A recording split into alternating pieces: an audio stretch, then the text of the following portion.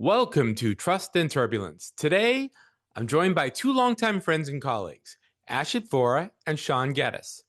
And we're tackling a question that I've been thinking about for years. Can we automate trust?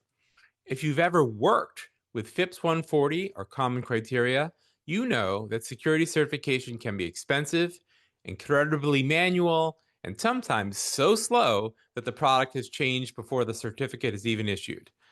Ashit and Sean are both trying to change that, but they're coming at the problem from somewhat different directions. Ashit is building an AI-driven platform initially focused on common criteria, while Sean is focused on intelligent automation, or IA, and bringing machine speed processes to the problem of manual testing and security certifications. We get into the difference between AI and IA, whether continuous certification is actually possible, how labs and government schemes will learn to trust automated evidence, and what regulations like the EU's Cyber Resilience Act could mean for all of this. And because the three of us have been working in the industry together for well over a decade, we also get into where we think the certification system works, where it doesn't, and what it's going to take to modernize it. So, can we automate trust? Let's get into it.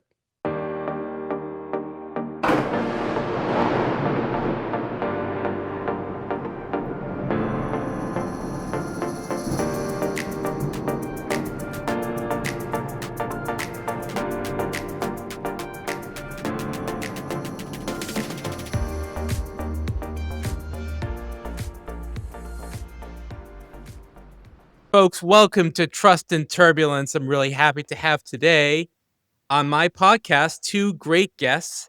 I have Ashit Vora, founder of Autonomy, and Sean Geddes, founder of Catalyst with a K, LLC. Ashit is formerly the founder of Acumen Security, a Common Criteria and FIPS 140 lab. And prior to that, ran the security certifications team at Cisco, a job I kind of know a lot about. And Sean worked for many years at Apple, running their security certifications program, which covered FIPS and CC as well. Welcome, Sean and Ashit, to the podcast. It's great to have you guys. Thanks, Josh. Nice to be here. Yeah. So we're going to get right into it. This audience has been growing slowly, and I haven't really dived into my bread and butter yet, but today we're going to do it. Today we're going to talk about a niche world, and we're going to get people excited about it. I think that's what I want. That's sort of what I want to do. So let's start with you, Ashit. So, my goodness, you built Acumen Security from basically you and another guy into really kind of a top 3 cybersecurity certification provider in less than 4 years. Then you sold it. And most people would have been like, I'm done with this. I don't want to get back into being an entrepreneur again. Why did you decide to get back into and start building again? Why in this specific direction? Glutton for punishment? Yeah. So I did take time off. So we left the business completely in 2022, took some time off, we spent time with family, traveled quite a bit, but then realized that not working on something productive was not really fun, especially everyone around me was still in the thick of things, working. I would go to get-togethers and everyone's talking about work. And I'm like, I don't have work. So that was an interesting personal experience. But more than that, it was that feeling that I have more to do, more to contribute. But I, at that point of time, did not have a specific idea. So Tony, my co-founder at Acumen, and Tony was facing similar, I guess, feelings, questions. So we decided to start a company called A Squared Capital, which is still in existence. The idea was twofold: to invest with people who are looking to acquire businesses of their own. So a lot of people are looking to move out of W2 to running a business. Some have a startup idea and start from zero. But there are a number of people who are looking to acquire existing businesses and help them grow. So we can act as investors for them, as well as then look to acquire a business of our own in the space that we've had spent our careers in, which is standards-based testing, not limiting it to cybersecurity, but overall standards-based testing. And we went down that path and we were getting into the process of doing the investments. And then as we were looking for business to acquire, right around then, late 2023, early 2024, foundational LLMs came to the fore via ChatGPT.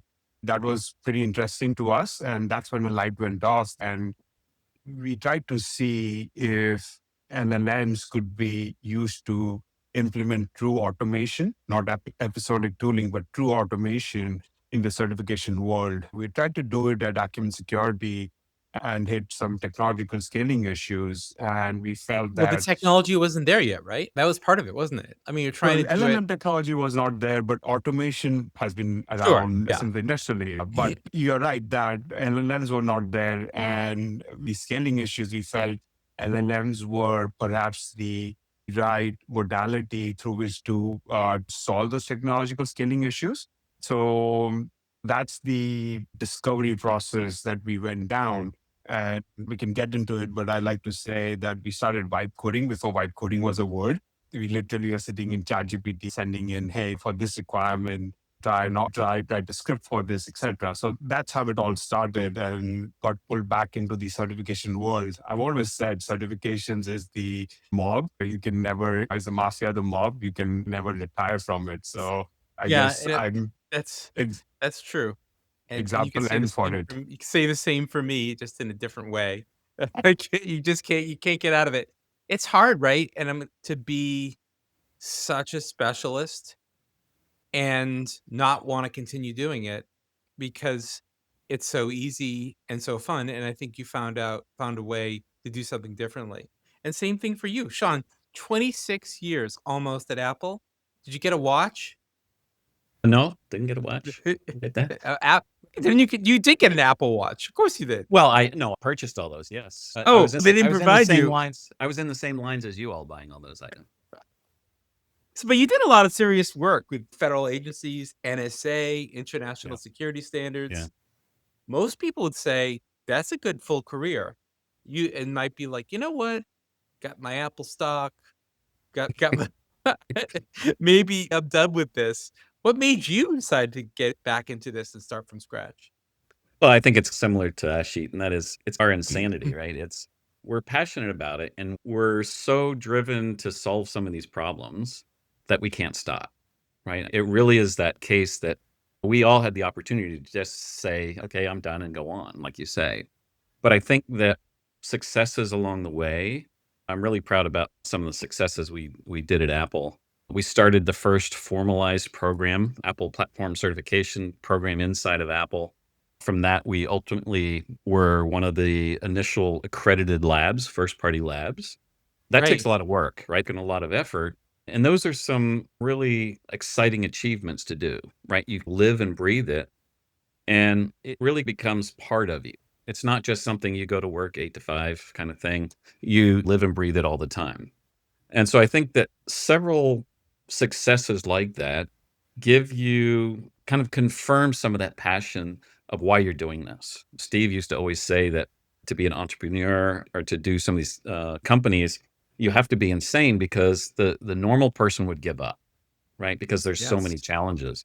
And so I think that we have to admit that in some ways we are those insane people that we are so driven to say, this can be done.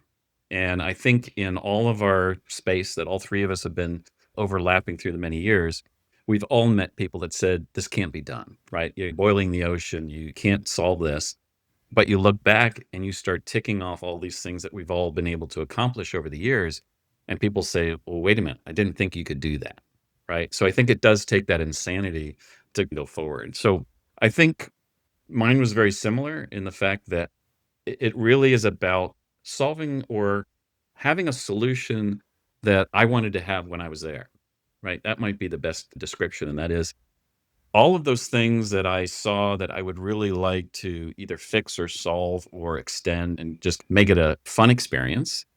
Those are the things that I'm really tackling now. And since we all have lived and breathed by this on a daily basis, we all can put ourselves into products, put ourselves into solutions to help people get through their day to day that at the moment, many of them are thinking like, oh man, I'm not going to make it to the next sprint. right? I can't make it to the next milestone. We can help them get there. And I think that's kind of what drives us in this area. Okay, so let's lay the groundwork here for the problem space, okay? And my audience are not all, shockingly, Common Criteria and FIPS geeks. So we're going to lay it out very easily. So, first of all, the main things we're talking about here are one is an encryption standard that is focused very specifically. It's a binary kind of a thing. FIPS 140 is either you're compliant or you're not. It's math, right? Do we all agree about that? That's basically what we're trying to do here. You're trying to protect your data at rest or in motion, make sure it remains encrypted, even if somebody gets that data, sorry, should I say through the channel, through the air, they can't do anything in it. They don't have a key. They can't break in. That's the basic idea here. Right. Common Criteria is an international assurance standard framework, if you will. So to provide trust that your product is safe to use and that the things you say you do, say you're a firewall product or a network device or an operating system, with regards to security, is actually what you do. And they test all that. I'm just trying to very baseline it for everybody. And both of these things are required by just certain verticals. In the US, it's mostly government and a little bit of finance. And over in Europe, it seems to shift more, especially in like the smart card community, where you see it's really required in things like banking and cell phones, passports, things like that. So just to lay that out there, both of these standards have been around for a long time. Common Criteria started in like the late 90s. FIPS was like 2001. So we're talking about 25-ish years, right? So what, either one of you can chime in, what is the most broken thing about the current Common Criteria FIPS 140 evaluation certification process today? The thing that makes you think someone's got to fix this. And one of you, maybe one of you take CC, one of you take FIPS. Sheet, want to start? Sure, I can get started. I'm interested to see what kind of overlap we have here. And before I answer that question, Josh, the metaphor that I like to give, because a lot of security people may not, aren't, as you rightly said, are not well versed in the island part of the world. That said, a lot of them know audit standards like SOC 2, FedRAMP, ISO 27001, etc. So the metaphor I like to give is in building a house. A house is only as strong as the materials that go into building the house. So think of the audits, the ISO 27000, SOC 2, etc. Look at how well a house is built. So how good the system is, our security system is. Standards like FIPS Criteria ensure that the parts that make up the house are secured and strong. So that metaphor, I think, resonates better with people when they're not completely familiar with what we do. Going back to your question, the biggest issue is that the fundamental way how this industry operates, product certification industry operates, has not changed since the early 2000s, right? Think how far back that is. Britney Spears was top of the charts in early 2000s. That's how long this industry has not changed in how it does certifications. We keep doing the same process over and over again, like cavemen.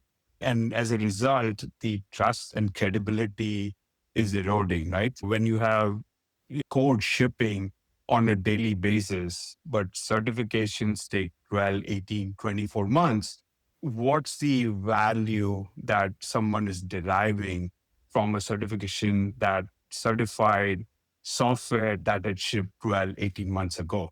That's a big issue, that credibility. And this is even before we had generative LLMs and we had Mythos and Project Glasswing came into the picture. Even before that, there was a concern about certifications being point in time, whereas products evolving continuously. Right. So we're talking, so in your mind, the biggest issue is you're out of sync because the software or technology is constantly changing and the certifications take a crazy amount of time. So by the time that paper certificate, quote unquote, has been issued, it's not worth the paper it's printed on because the software is completely past that. Absolutely. What about you, Sean? Yeah, I think it's similar. A lot of these thoughts like this, I always like to peg a term or a phrase that really explains it. And for me, it wraps a little bit of what Ashit said as well. It's modernization, right? And that is that there's so much human intensive aspect of what goes on today. There's so much of person to person flow, person to person, hands on, that really loses the advantages that we have around us on just simple technology, simple modernization. And so the biggest hurt is when things fall behind, just like you mentioned, right? Not to reiterate what you already said, but when you have crypto validations that take 2 years, which at one point it actually took longer than that, products are dead at that point. I mean, not just old, they're dead, right? They're products that no one is actually buying. So why have a certificate? Why have that there? It was more of a kind of covering and doing the I need to do that process thing, right? The government regulation. Okay, I've got to tick it off. That's really what held it together. Nothing more than that. It wasn't really achieving its intended goal. And so that process of taking it from human heavy, human laden process into the 21st century even is the biggest challenge we have here. Okay, that's great. And I think that transitions really well into our next topic. You touched a little bit about AI, and I think this is where I think a more general audience is going to start to get it. So, where specifically does AI create genuine leverage in evaluation and testing workflows? And where is it mostly hype? Either one of you to time in here. Sean, you want to go first? So again, AI, I think Ashit's taking the AI route. One of the things I think I'd like to share about AI in general is, interestingly enough, I think too many people conflate AI with IA. Let me say this. Artificial intelligence with intelligent automation, right? So in other words, Okay. what you hear is anything that has anything to do with processing on a large scale, people say, oh, this is AI, right? Or they believe they're doing things on AI. There's a significant difference between the two.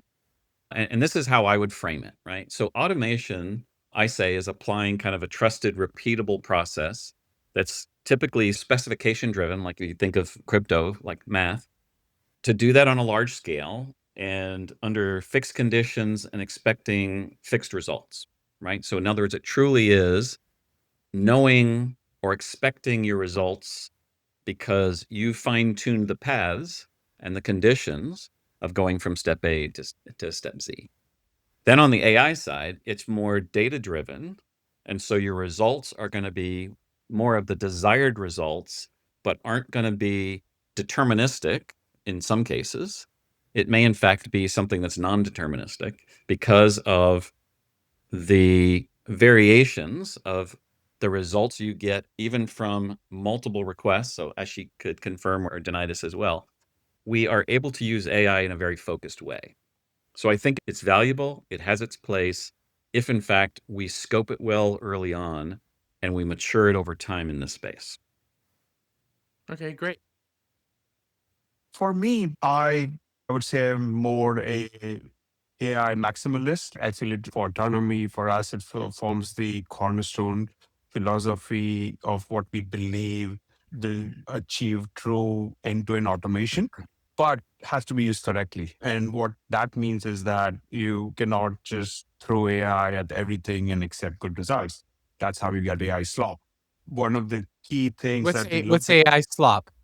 AI slop is all the thought pieces that you read online coming across as these are wonderful thought pieces, but are just, when you really think about it, what was said of substance. But I see. yeah, that's the way I define AI slop. Oh, wonderful question, Josh. You are so smart. That's Oh, well, AI you're slop. talking about the sycophant aspect, like No, how that's one you're talking aspect to like ChatGPT, and they're like, "You are the, you basically, it's like you're so smart, so good looking, so," and it's just like it's just endless. How gift to wonderful you are! humanity.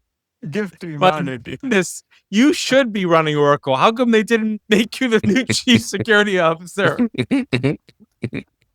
If that's part of the AI issue. But going back to how to use it correctly, at least in our neck of the woods, the certification world, is that human in the loop is important. You can leverage AI, but you cannot let it run loose. There has to be human oversight, human in the loop. And it actually works pretty well because we can then offload boring, repetitive grunt work to AI and keep the human for the taste, for the judgment, for the marginal calls. So that's our approach. And the concept is not necessarily new. I like to give the example of aviation. Aviation came out with autopilot, where it did not mean that pilots were no longer required. It's just that the boring crews flying got shifted to automation first via autopilot and then slowly introduced into other aspects of flight. But we still have two pilots in the plane and they are still responsible. They are the human in the loop for that Okay, automation. so I think the analogy that's maybe more real for everybody is I recently had my first ride in a autonomous Tesla, and I'll be honest, it was pretty relaxing. Maybe a little slow, but you still don't want to be the driver, get in the back seat and go to sleep. You can't do that. Do not want to do that. But if you're in fender to fender traffic, you are less worried because now you let the FSD do the work and you are less tired. That's where people get the most tired. So, Sean, I had never heard the term IA before in that concept, and I like that versus AI. And I think that my next question, I'm going to ask it a little bit differently. This is going to be about trust. And I would ask this, whether you're talking about AI for compliance or IA for compliance, how do you convince the schemes, the regulators, and the labs that the output is trustworthy? And how are you guys thinking about that? Trust is something that is achieved over time. I think that's where it's important here. When you think of validators, you think of folks involved, whether it's crypto or common criteria, it all starts with, is this something that they've seen before? And is this evidence and rationale that is consistent with the product category or the protection of data? So the familiarity, the fact that it fits a kind of predisposed expectation of what it should be, that immediately kind of lets it through the filters saying, okay, that's good, right? That's acceptable. Where it's outside of those bounds or brings up new thoughts, you have a little bit more friction there. And now you have okay, is this right? Now they have to think a little bit more through the process and take some analysis. So I think that things that are more deterministic are easier for acceptance because it's just as you say with math, right? It's either right or wrong. You got either 0 or 100. And that establishes trust. You keep repeating and going over and over on all of your tests, all of the validation, and you show, look, this product has repeated itself so many times of meeting that standard. Now there becomes trust. And I can draw a little bit of analogy there with the problems that the program had, and that is when you fall behind, NIST and CCCS fell up to 2 years, products were still able to be used for a large part in some organizations when that product had been through the process so many times that people felt comfortable that this was just a iterative step, right? You just keep going through and Some agencies, though, but Sean, some of them would not. They I said, agree. I need a certificate in hand. Correct. I don't care. I agree.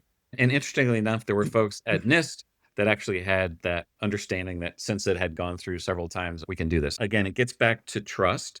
Some of them were able to move forward because they had that trust, or maybe a better view is they were doing risk management, right? Every bit of what we're talking about is all about risk management. It's, Absolutely. do you have enough information to back up your position about taking that risk, right? If I have everything completely validated and certified to the hilt, there's not a whole lot of risk, or at least you know you've done your part. It all comes back to risk management.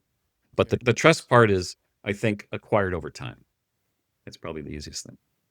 All right. So now for your product, Ash, it's a little bit different, right? Because people are really thinking, people are hearing a lot. The biggest thing I see is like, oh, I put it into ChatGPT to check their answers, but then I compared it to Gemini and then compared it to Anthropic. That's what people think about when you see presentations on this stuff. When you come out of stealth mode and do your first demo, you'll talk about that when that might be. people are going to be wanting to know, well, how'd you do this? So I think that the skepticism is extremely justified, right? The fear is AI generates really confident, plausible text, a lot of times grounded in nothing, right? So if you're telling the AI, hey, write this document, well, how much can you trust it? Because it is not really grounded in any data, in any evidence. The way we are approaching this, we are flipping the pipeline. We are making tests the root of trust. And to what Sean said, right? At that point of time, it becomes math. Either the product meets the requirement or it does not. There is no ambiguity there. So we are using testing the product as a root of trust, and everything then flows from that. That's your high bar for evidence that, say, a product claims to support A, B, and C cipher suites of SSH. Don't Yeah. trust the documentation that was written by AI from a vendor document. Test the product for each of those cipher suites, which guess what? When you automate it, the cost of that testing goes to almost zero. You do not have a human sitting at a keyboard configuring different cipher suites, capturing packet captures, analyzing them. So we are using testing as a root of trust. If a product exhibits a behavior, then you are pretty darn guaranteed that it meets the requirement. Right. And so I understand that. I do think we all understand that the consumers, let's just say that we would call them in common criteria, the schemes, or if you were in FIPS, it would really just be the CMVP, the people who are going to accept evidence that comes out of this tooling. The biggest challenge is going to be getting them to go forward with that trust. Because I think about, as an example, you mentioned you did first person testing at Apple. Yep. I think Cisco did too eventually. I think they may have done that as well. Yes. Yep. And then a lot of the labs had to pick that stuff up as well. But that was for the algorithm certificates, right? And they still haven't come out with a automated CMVP certificate today. It's still not fully automated. They've done some things. They've got the VR1s. That's really helped with security policies, the JSONs, and that's all fed. That's been some of that. But still, at the end of the day, they got a lab sitting there looking at source code. They've got a lab looking at your evidence, reviewing your finite state diagram if we're talking about FIPS, or reviewing your security target if we're talking about CC. So there is an infrastructure that you're fighting against here that I'd like you to comment about, because this is sort of the major shakeup. And I wonder if you guys think that the parties that are, how shall I say, invested in no change, like the labs, are going to be, yeah, bring it on. Or are you going to face skepticism and worse, maybe attempts to block progress? Sean? I think a couple things. One is, no matter what type of question you ask, I think you're going to find people in this community range the whole spectrum from one end to the other. I don't think there's anything that we can pretend like everyone's on one side. So you're going to always have those that are skeptical, those then on the other extreme that are anxious for the next big thing. So Josh, you had mentioned about not having things for the module. We did spend, so we were part of that. I and several folks were part of the module automation part. That NIST spun that off through NCCOE, National Cybersecurity Center of Excellence. And so we now have, on the crypto side now, formally the entropy source validation, right? That's already through a standard protocol, Yep. ESVP, we call it entropy source validation protocol. Then we did the algorithms, ACVP, algorithm cryptographic validation protocol. And I would say we're nearly complete for the module, right? So AMVP, we're nearly complete for the first security level, which is what most people think of as first software module, security level 1. Yep. So we are very close to having a complete process where starting with a software module could go from entropy, algorithm, and module testing completely through normalized data exchange. And so this might be an interesting twist to what I had mentioned before, and that is I did mention automation, and I think everything that we're all doing has automation in it. But I think that too often, all of us use the word automation, and that's kind of the focus. The part that actually is more critical and is the fundamental building block of being successful or not gets all the way back to the original data, right? And so, no matter what we all do, no matter what tools we use, no matter what technology we use to do this, if all the stakeholders involved, and typically you have a vendor, manufacturer, the lab, and the certifying body, if all three of those aren't on the same page with what data needs to be exchanged and how that data is presented, call it the data format or communication of that, then you're always going to have contention. You're always going to have rub and drag on going from start to finish of any evaluation. And so my big push and my big realization is that is really fundamentally the nugget we have to crack to make this ubiquitous.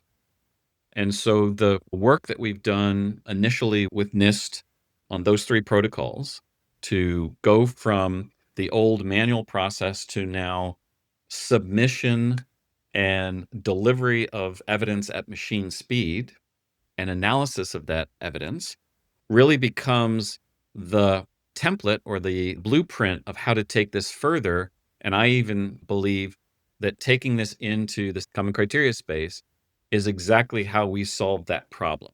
Josh, you were getting to the point of, and not to put words in your mouth, but in this new world of automation, machines talking to Yep. each other, etc., does the what happens to the lab ecosystem?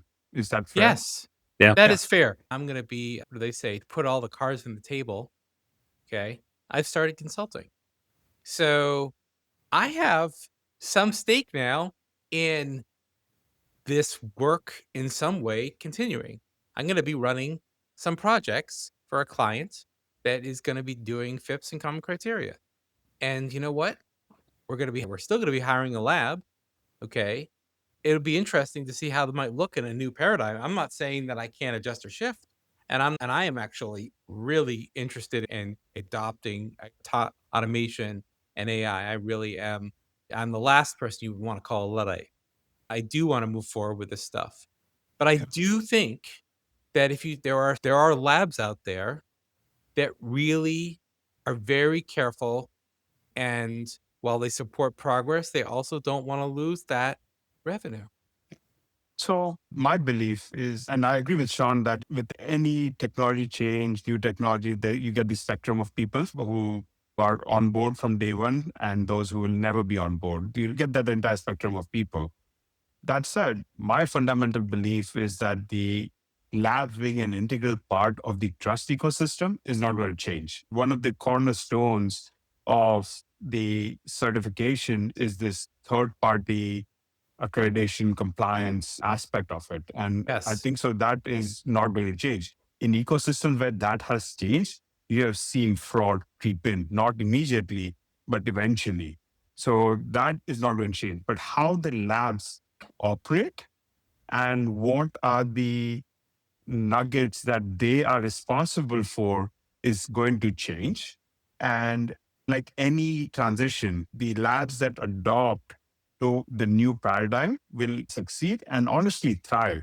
I go back to, and we have seen this during our time in the industry. Josh, I do not know if they remember, but in the 2010s to 2013, 14, NIA changed the way common criteria was done from Yes. the Yeah, EM-based approach. Yeah. very much. And You and I were right in the middle of it, and so was yes, Sean. We were all there, and watched the drama unfold in India, Yep. etc. It all Yep. happened. Yep. And I still remember this. You had told me, Ashit, are you crazy? You're starting a lab in this uncertainty.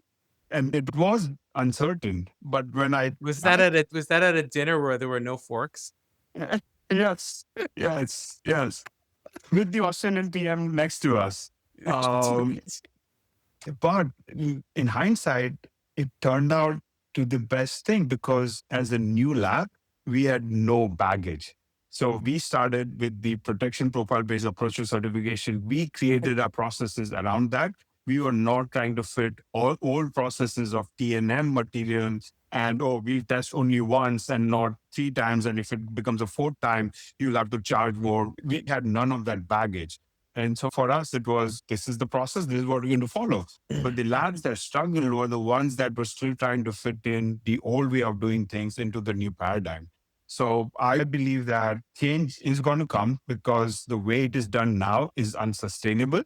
When you have Project Glasswing going through billions of lines of code in days, identifying vulnerabilities, but not only identifying, creating exploits, and then identifying patches for those exploits in days instead of weeks, months, years, you cannot have a product security certification that takes 12, 18, 24 months. So the change is going to happen. Labs will remain part of the ecosystem, but the labs that will thrive will understand the change in the business model. So I wanted to jump in on that a little bit. And that is, I think that definitely there's going to be a variation between labs. I think there's going to be a strong shift to manufacturers, vendors, bringing a lot more in-house and integrating that into their continuing development, continuing integration process, right? Because it truly is and needs to be part of an engineering effort. This is not something where you're done and now you go to try to figure out how to get it certified.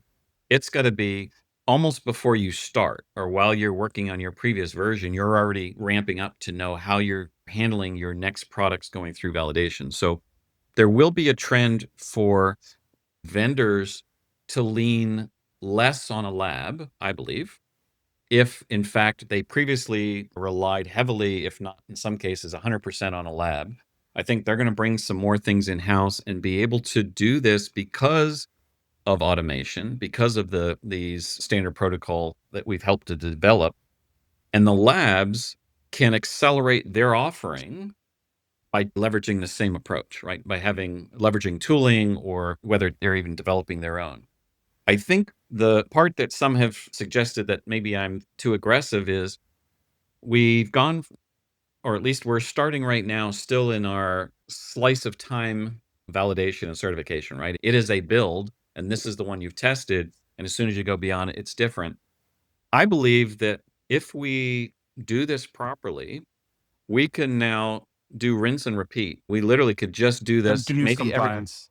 yeah, and maybe it becomes every dot release where you do a large scale validation or certification for a major product. And then what you do is you continually repeat over and over and over on a transactional level. That raises the assurance, that raises the trust. And no matter Yeah. what tooling you're using, if they're now seeing, hey, these products are delivering the same type of proof, same type of rationale, that provides assurance, that provides trust. And now we're back into improving where today there's I love questions. this, but I'm going to throw a wrench into this Okay. conversation. Going to jump a little ahead of my agenda just because Okay. I think it transitions well. So, mostly, I think what we've been talking about is how things sort of operate in the US.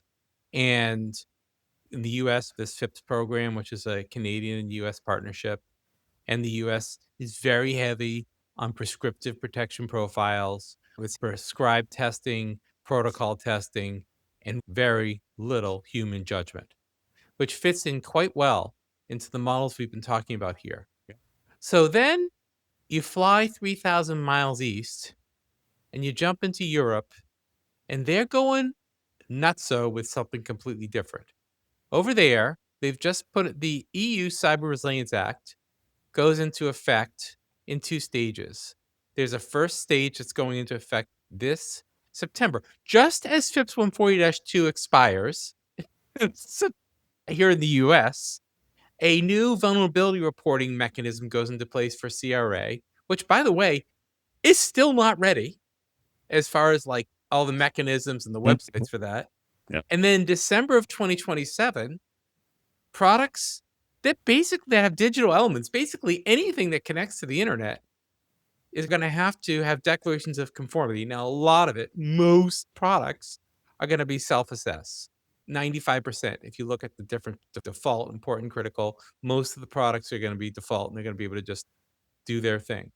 It's very interesting, some of the ones that are considered default, but we'll set that aside. So I look at this and I say, you guys are talking about automating, taking the human error out of this, all the speed. And over there, my God, this is like the cash cow for labs and consultants. If you pay any attention to what's going on over there at the EU CyberX conference, I heard a lot of this. It's like there's not enough experts in the world to possibly handle all of the manual certifications that are still going to be required, that are going to need human judgment, that are going to do things like look at your secure development lifecycle to make sure it meets the horizontal standards they expect you to follow. And guess what? People keep talking about we can use EUCC, but there's going to have to actually be some kind of an act, I don't understand European law, to actually connect EUCC Yeah. to the Cyber Resilience Act. As a way to use CRA. Correct. Yeah. As a way to do CRA. Correct. Yeah. And so either this is a tremendous opportunity for both of you, or it's going to be headwind. Because I think about what you guys are talking about, where the vendors are going to be wanting to build into this the continuous development. And then they're going to be hearing from the sales team saying, I can't sell in Europe anymore unless you go get a declaration of conformity. And by the way, everybody's going to have to be following the same development processes, and we're going to have to provide evidence about that. What kind of advice are we going to be giving to clients about this? I think so. It's a huge tailwind. And here's why. Unless for a vast majority of products, automation is used, there's no way ENISA EU can realize the ambition and goal that they have with the UCRA. Millions of products sold across multitude of markets, billions of dollars in economic value. As you said, there's just not enough capacity to manually go through all of this, that it does not exist. So one of two things happen, right? One way it goes is, from what I understand, the way of GDPR, where there was a lot of hoopla about it, and then it died down, and now we are left with just accepting cookies on every website I go to. Every website, every single time. Or declining them. Or declining them, or trying to figure out which ones I want to approve, which ones I not. I tried doing that, and then I just gave up and here's all my data. Go with it. Just please have my data. Or just see the article, the 2-paragraph article I want to read, and not let me read 20 paragraphs of what cookies is going to happen where. Oh my God, it's so bad. So it either goes that direction, which is quite possible if all systems are used to do the declaration of conformity, or you adopt latest technologies. And I would say that generative AI is perfect for this. And that's why I believe it's a tailwind, because guess what generative AI is the judgment part. It does the first pass. You still have the human in the loop to verify, make sure that it has not hallucinated. And honestly, hallucination has come down significantly. I'm not sure whether you guys have played around with the latest models. They are pretty precise. They are precise to the point. They go deeper than some humans do. So Sure. I think there's a pathway towards that. And the interesting part is that there is differentiation in what sort of rigor different products have to go through. Default products do their own declaration of conformity. We have the important products that either have to go to third party unless there's a harmonized standard. Then they can do self-declaration of conformity. And if you look at some of the harmonized standards, for example, EN 304627, which is for routers, switches, etc., the latest version is actually pretty prescriptive if you go and look at it. It tells you exactly what evidence you want. It tells you what testing you have to do. It tells you what is considered a fail and what is considered a pass. So in that sense, it is pretty prescriptive. And then there'll be a smaller subset that require third accreditation. And for that, you have the lab ecosystem. Is it enough? We'll see. Right. They should be able to take advantage of tools if they're available. I don't know if, Sean, if you've looked at the horizontal standard for cryptography. Yeah. Oh my God. It basically says it better be good enough. Yeah.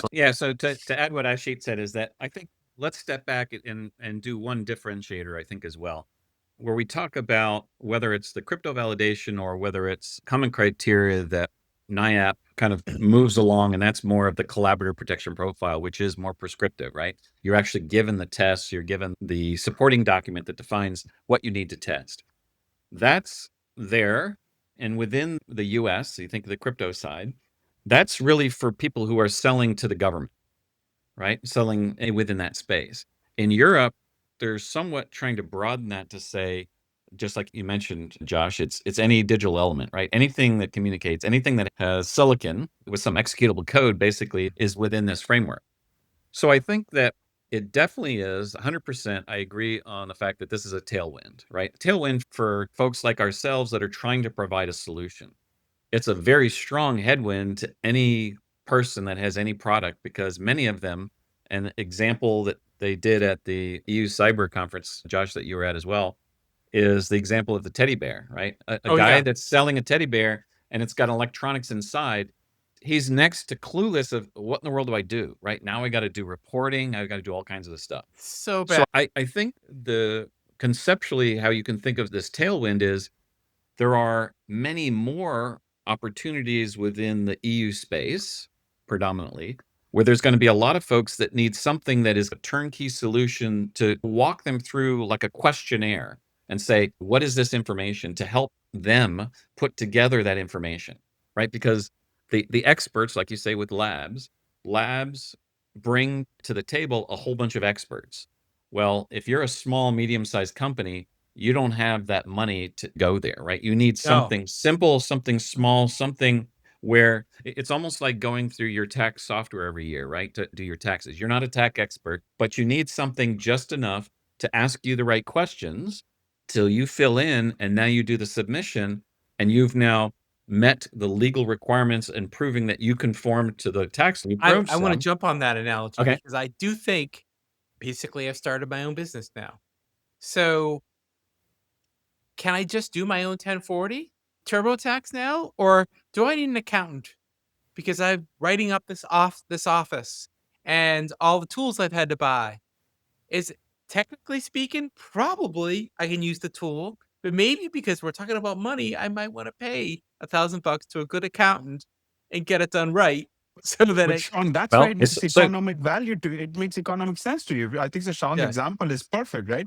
When yeah. you were a simple W-2, you're a small business, the benefit is for a small business, it did not make economic sense to you to hire a tax accountant.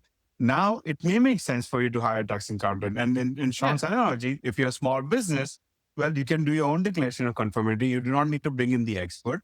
If you have Ah, more to lose, then you bring in okay, but someone more here's the thing: if experienced. you're the teddy bear vendor who has some Wi-Fi connectivity or something like that, okay, and they're hiring all these people that are going to be like the police of the declarations of conformity, and they come after you and they decide, aha, you're in violation, 2.8% of your worldwide revenue could put you out of business. And that's where I'm saying that those kind of folks need something to guide them through the process, right? They're Sure. not going to go to a big lab and pay lots of money for this. They need something that is some product off the shelf, something that they can bring inside their office and go through this process and say, okay, step one, what do I do? Right? It literally walks them through. And again, my analogy of the tax software, that's my best analogy at the moment, and that is it walks you through step by step, right? Yeah. It comes back to risk management, right? So, Josh, you start your own company using the software and you doing it yourself, you take on more risk, but you've lowered your cost, you lowered your time that you Sure. spend. But if you say, hey, I don't want any risk, so then you hire it out, you hire somebody, a CPA, to do all of that. Your only risk is whether the CPA actually reports things properly, right? So there's always going to be Did you get there's a always good going to one? be So risk. then when I look about you guys, what you have to think about is, okay, we're not going to be in the teddy bear market. That's not going to be us. But we might, if you have your tools ready by beginning of 2028, and either I you're can see that. selling to what? Before that, Definitely. because December 2027 is the deadline. So Right. That's the Linux was timeline, done but way and before people, that. it's releases after that, right? But I Yep. mean, basically, this is all going to really be impactful as people slowly delay their releases in 2028. But the reality is that you guys are going to be among many of the providers that are going to be saying, we can solve that, like you say, TurboTax issue for you because you're the right market for us. Or, hey, maybe you can't hire enough evaluators, and some of this stuff can all be handled, like you say, automatically because the harmonized standard ties in really well with this tool I've made, right? Right. One of the challenges I think that, again, I'm seeing clearly with the, let's say, the deployment of CRA is if you think about the whole process, you start up at Anissa and everything, they started at the kind of the apex, right? They started at the top and they said, okay, we're going to set policy. Okay. And then this is the organization. And they're working their way down the pyramid, right? And of course, it impacts more and more people. As they work down, they're running into more and more friction or more and more struggles because they worked strictly from the policy side first and weren't sure how to execute. I think as an engineer, I always think of the opposite side, right? I think about what can and can't be done or what should or shouldn't be revealed. And then you can start wrapping some policy around that and fine tune, right? All three of us have been part of standards groups where we're helping to drive a standard to solve proof of conformance of product categories The along the best way, right? example, Sean, is a project we all worked on together. Okay. Common Criteria in the Cloud. NIAM stands up in 2019 and says, the number one priority for us is to do Common Criteria in the Cloud, but we don't know how to do it. Right. Okay. We got in a room with a bunch of smart people. A lot of people doubted us. Now the people can go up to NIAP and the Common Criteria portal and download a really great guide on how to update protection profiles to work for CC in the cloud. And multiple TCs are doing this. Yeah. Based upon the work we did. Right. And so that's where I'm saying is that a lot of success, I believe, comes from all the grunt work behind closed doors, trying to put formality, put some meaning behind the information, right? Put some real teeth into things rather than starting again at the top of saying, okay, we're going to elaborate and have this great infrastructure and then we're going to assign these organizations. As far as I'm still understanding, even the systems that people are submitting the data to in Europe, the systems aren't even up. So if you're a vendor, you don't even know how to submit it. You can't claim. It's going to be a disaster. Right. You can't be an IT department there. You can't be the CTO or a CISO saying, yep, we're ready to go. Our systems are ready to turn on the spigot and we're done because there's nothing to test against, right? All of us have been in an environment where doing a pilot or doing testing is common sense. You do that before you go anywhere else because you have to prove to yourself and everyone else, hey, the process works. And then you just start repeating over and over. And I think that's where I'm more concerned with that space. Hopefully I'm wrong, or hopefully there's more to it coming down the road. Sure. But I think that's where there's a little bit of rub. And that's where the vendors are put into a very tough situation. How do they meet requirements when in some cases they're not sure what those requirements are? And then even if they were ready with data, where do they submit? How do they do that? Well, it's missing, right? It's missing right now. Damned if you do, damned if you don't. It really is a case of that. And from what I understand, even for the vulnerability reporting, you need a human login of a EU person, and it's a manual reporting. How do you do that when you have, for example, I keep going back to Project Glasswing, giving off 400 vulnerabilities? 400 vulnerabilities. I think that I just read my former employer's CPU quarterly update of critical vulnerabilities. I think they had a record. I think they had like 1,500 critical vulnerabilities among all their products. Yeah, but we shouldn't talk about Oracle. It's a sore spot for me. Any vendor like that is going to face these problems. And so with the reporting, if I can sneak one thing in here that you probably aren't going to hit on, so I'll sneak this in, and that is what really is permeating all of these. And that is things, you can put it under several different names now, but it all comes down to kind of software bill of materials or crypto bill of materials or whatever. Yep. But a software bill of materials, and again, I feel like I need to just get this in, and that is that I think in that area across the board, this is not limited to a particular area here, and that is that we're solving a problem, but taking the wrong approach. What I mean by that is, I always put it as simple as this: we're solving a traceability problem through transparency, and we're overloading the system. Let's just come back and circle back and talk about the startup world for a second. You both are in different stages, I would say. I've seen an early demo, Ashit, of the work that you've done. We've I'll had a share. number I'll of. share with you someday. So maybe we'll start. What's the hardest part of the stages you are both in right now in your product and company life cycle? Maybe Ashit, you start. I think for me, and I should have realized it, is the paradox where everyone is complaining about the process, but nobody wants to be the first to try something different. Oh God. Early adopters, right? So Yes. hard. When you think about it, it makes sense. The whole point of our industry is risk reduction, risk aversion. By definition, people attracted to that industry want to avoid risk, want to reduce risk for different aspects of their work. And here's us coming along and saying, hey, we have a cool new way of doing things, which will really be helpful. And you weigh it against the current cost of not changing, and they're weighing those two things. So to me, it was that realization is that we need to adapt to what is the worldview of our customers and how to ensure that day trying autonomy is not considered as a significant risk.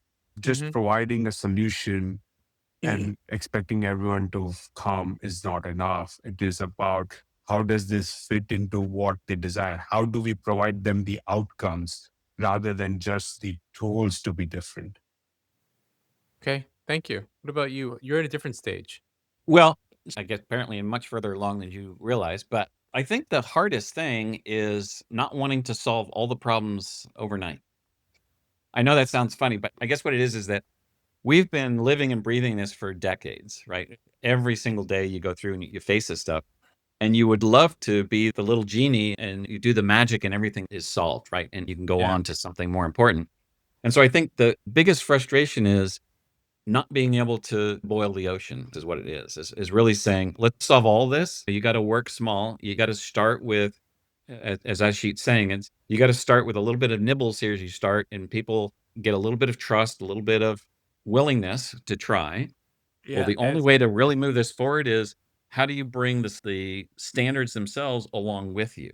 And Oh that my I think God. is It's another so, big drag. and they would say, for example, that somebody at NSA submitted a study area to add AI to common criteria. It was so vague because what are you trying to do? Protect profiles? What are you trying to do? Make ChatGPT go through a CC evaluation? What exactly are you looking at doing? Are you looking at tooling? What? And, and so it didn't go anywhere, I don't think. Surprise, surprise. And then if you're dealing with Europe, they've got Etsy and Sensenelec, and they've got their own, they operate in their own little umbrella, which makes it really challenging to do. But the whole idea of these standards is that you want to be able to do, we used to say this at Oracle all the time. The reason we do common criteria is you want to do one evaluation somewhere and you sell everywhere. Whether I'm doing That's it no in longer Germany, possible. Yeah, you can do it. it's really getting hard. This is that balkanization that my old boss Marianne David projected many years ago. It's totally coming to fruition. And just, you know what it does? It raises the prices of products. Yep, It it totally, does. it impacts that, and it impacts the release of features and functions because they have to spend resources doing certifications. And I think they'd be okay with doing one automated FIPS validation, one automated CC evaluation, then just be done and sell it everywhere. And I think it's just getting worse and not better because I think that there is nervousness in security about the, you've got PQ, you've got AI, you've got ransomware, and everybody. I just went to, this is a quick aside, I'm friends with the former CISO of SolarWinds. We used to work together at CA. He went through a horrible experience. It's all publicly available. He actually had a heart attack when he was getting served by the feds. Like, Mm, it was a pretty horrible experience. What was that? That was a supply chain attack, right. basically. And how could that have been prevented? Maybe if they had been following best practices for their code control systems and their third-party products and made sure they had all different checks, maybe that could have been caught. Or maybe it was a human who clicked on something and the software got installed. The point is, that's what's this is creating this irrational behavior, this crazy, like we've got to just maybe we just need to push more certs on all the vendors, and then these products are going to be safe to use because governments are going back to GOTS, right? That's over. They are all in on COTS. Right. That's happening, whether it's services like in the cloud or whether it's traditional on-prem, they are all in on COTS. They don't have the budget. They're not building their own stuff anymore. They just aren't. And so you guys are in a great position. And to me, the name of this podcast is Trust and Turbulence. And I came up with this as people want trust, but it is a crazy world out there. And how do you get there? And I think you guys are positioned terrifically to sort of say, we can provide both. And we can also provide cost savings to make these more viable for you. But you are going to be faced with, okay, thank you for doing this, but I also need that. And one example, I didn't mean to go into a rant here, but there's another company that you both know that was an early adopter, if you will, of automation in common criteria space. And I think I saw a first demo of it 9 years ago. And they originally said, oh, yeah, we're going to be making this product available for all the different technologies. And it's going to be a product that you can just take and use so you can completely, as you guys talk about, redo. You can use it as part of your continuous development and continuous testing Right. internally. What actually happened? They never went beyond that one really common protection profile. They really never went beyond the basic security protocols that are in that protection profile. And they never released it as a product. Now that was IA, right? Not Yep. AI. That Right. was IA. There's a lesson learned there that I hope you guys take to heart with what you're doing. Don't overpromise, right? Don't underdeliver. At the same time, listen to the customer. What did we want at Oracle? We wanted exactly what you guys were talking about. Give us the product so we can put it in Acme Packet and Oracle Linux and Solaris, and we can just test it over and over again. And we'll just say, this is going to pass. Here it is. That was not what they were interested in doing. And so are you going to be a product company or a service company? I think you guys are taking the right aspect. You guys are not saying we're standing up a lab. No. No. Right? Yeah. So there you go. One thing, I understand where they were coming from. I do not fault them for what happened because, as I mentioned at the top of the podcast, right, there were technological challenges to scale. I do appreciate the ambition that was there. That said, I think so we are in a different technological era. And I think so at this point of time, it is truly possible. Will it be perfect from the get-go? Absolutely not. But it will ultimately get there. It has to. Otherwise, our certification industry ceases to exist because it will have no meaning. The certificate we get will have no meaning in terms of security. Right. Yeah, I almost will say that I was believing we were close to that when NIST reached 2 years plus for validations. There were many companies that are saying behind closed doors, if this gets any worse, it makes no sense to continue, right? Our customers aren't buying the products because we're 2 years behind. So why are we doing this? So you spend millions and millions of dollars each year. You go through this process, and then it's you stick a piece of paper on the wall saying, yeah, we did this years ago. It's done. It doesn't do you any good, right? And so Yeah. extinction was close, I think. And to me, the only way out of that tunnel of extinction or potential for extinction is to, again, bring all stakeholders on board and accelerate that whole process from start to finish and exchanging the information. Because otherwise, we're stuck looking at documents. We're stuck making documents pretty, right? There have been government agencies, we all know, that have worked for years and years to make up a document look nice. Paper It's like, pushing. Yeah. So what does that do? Nothing, right? Let's put it at Yeah. machine speed. Let's leverage that. And what I would love to see, because I think that we tend to say that it's one or the other, or that we would like one or the other, but I believe that in the end, we really need both. But Sean, I think so. One thing you mentioned there, I want to make sure does not get lost, is that if we get this right, if we automate this correctly, if we do continuous compliance, we actually end up raising the bar that products will have to meet to show compliance to security. Because guess what? Right now, because of the manual effort involved, we are spending a lot of time in testing for obvious requirements. Let's take the example of password complexity, all the NIAP PPs. It's a manual process. It is allowed to test only 3 combinations of passwords or 4 combinations of passwords or 5 combinations. When you automate that, now suddenly you can do it at scale, Keep going. thousands and thousands of combinations. Now, the second order of that is that when that becomes a solved issue, now we can focus on higher order, more rigorous requirements without raising the cost, without raising the time, and without raising the effort that is put in.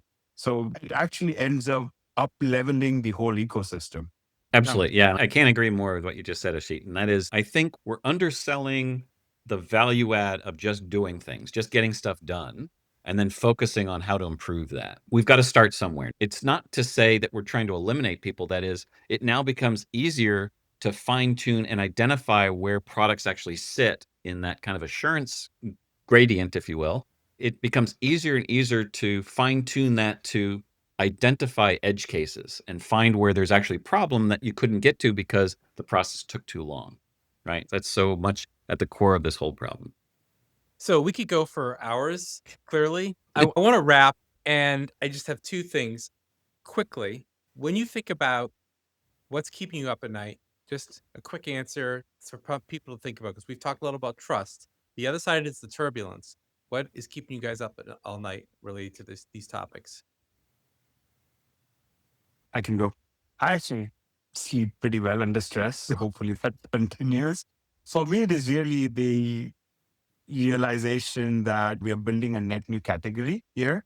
No reference points to copy. Nobody has designed what we're looking to do here, and how to make sure that is what we are able to showcase to customers. We've been, which honestly is I believe this part of time is the easier part, and is how do we position it such a way that there's acceptance in going about this route. Okay, great. Sean?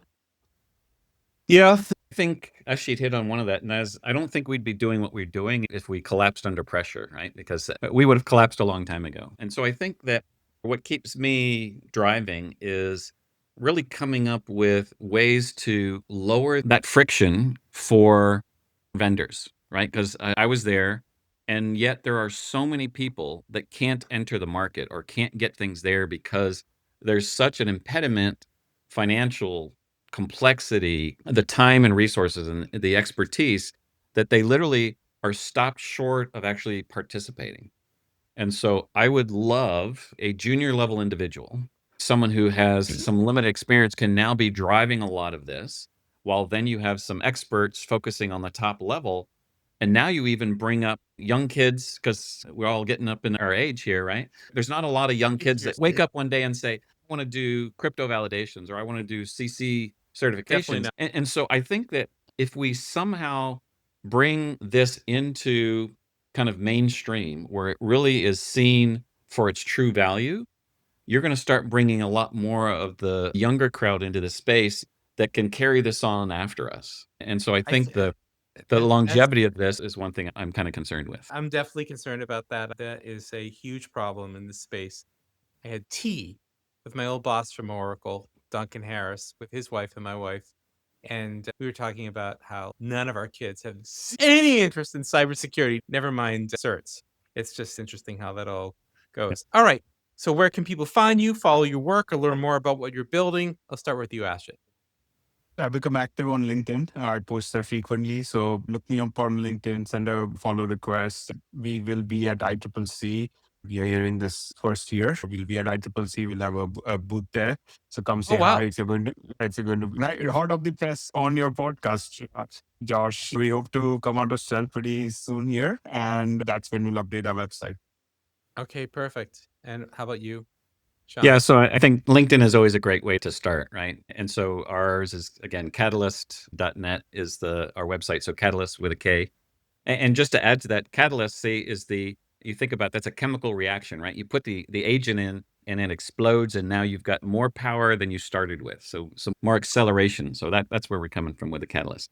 That, of course, we'll be at ICCC as well and ICMC. We do that as part of our normal thing every year. We'll be sharing with folks an update on ours as well.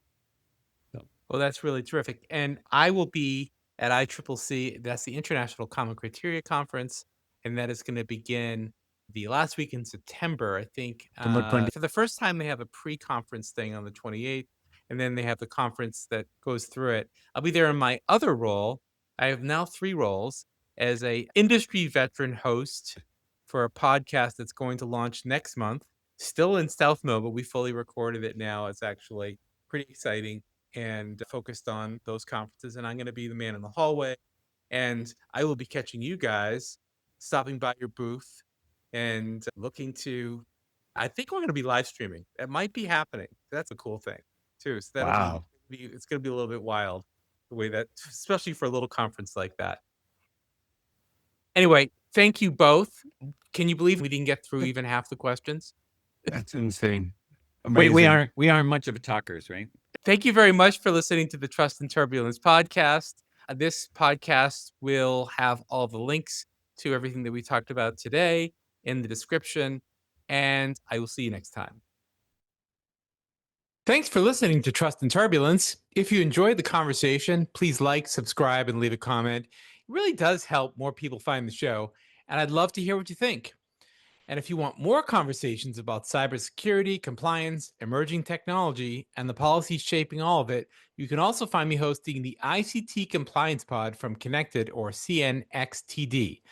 Until next time, thanks for listening, and I'll see you on the next Trust and Turbulence.